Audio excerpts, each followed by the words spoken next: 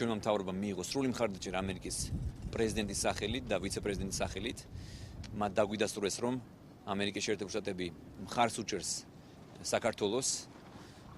მე ასევე მივიღე დადასტურება და მზადყოფნა იმისათვის, რომ გაღრმავდეს ჩვენ შორის, ქვეყნებს შორის სავაჭრო და ეკონომიკური ურთიერთობები. ამერიკის შეერთებული შტატები ჩვენთვის საქართველოს არის ყველაზე მნიშვნელოვანი პარტნიორი, სტრატეგიული პარტნიორი ქვეყანა და ჩვენ მაქსიმალურად ხელს შევუწყობთ ამ ურთიერთობების გაღრმავებას და გამტკიცებას.